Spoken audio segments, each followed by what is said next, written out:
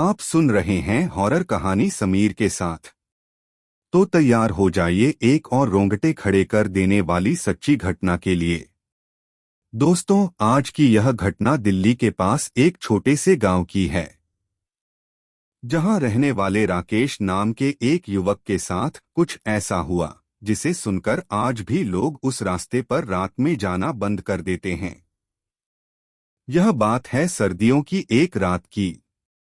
राकेश अपने दोस्त की शादी से देर रात वापस लौट रहा था। घड़ी में लगभग 12 बज चुके थे। चारों तरफ सन्नाटा और रास्ता पूरी तरह सुनसान। गांव पहुंचने के लिए उसे एक पुराने पुल से होकर गुजरना पड़ता था, जिसके नीचे एक सूखा नाला था। लोग कहते थे, उस पुल पर रात में मत जाना, वहां कुछ ठीक नहीं है। लेकिन राकेश ने इन बातों को कभी सीरियसली नहीं लिया। जैसे ही वो पुल के पास पहुंचा, उसे अचानक ठंडी हवा का तेज झोंका महसूस हुआ।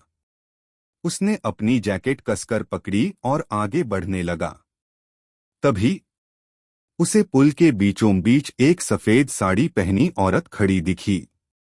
उसका चेहरा नीचे झुका हुआ था, बाल पूरी तरह चेहरे पर फैले हुए। राकेश के कदम वहीं रुक गए। उसने हिम्मत करके पूछा, कौन कौन हो तुम? कोई जवाब नहीं। औरत बस धीरे धीरे उसकी तरफ बढ़ने लगी। राकेश का दिल जोर जोर से धड़कने लगा। वो पीछे हटने लगा।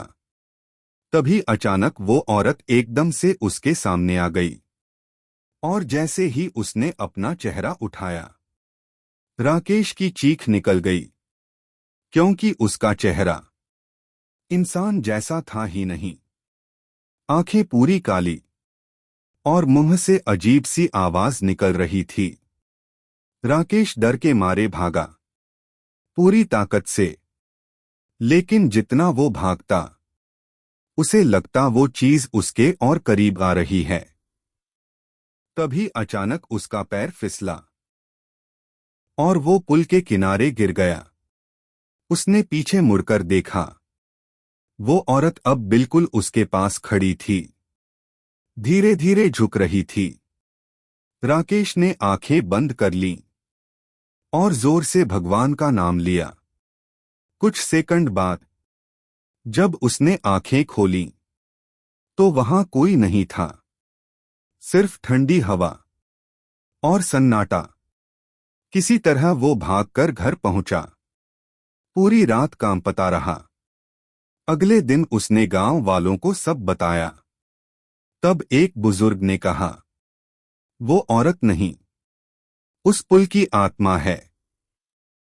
कुछ साल पहले उसी पुल से गिरकर एक औरत की मौत हुई थी। तब से वो हर रात वहां दिखती है। दोस्तों, उस दिन के बाद से राकेश ने कभी भी उस पुल से रात में गुजरने की हिम्मत नहीं की। और आज भी लोग कहते हैं, अगर रात के 12 बजे उस पुल से गुजरोगे, तो वो सफेद साड़ी वाली तुम्हारा इंतजार कर रही होगी। तो दोस्तों, इस कहानी में बस इतना ही। अगर कहानी पसंद आई हो तो लाइक, शेयर और सब्सक्राइब जरूर करें। मैं आपका दोस्त समीर मिलूंगा जल्द ही एक और डरावनी कहानी के साथ।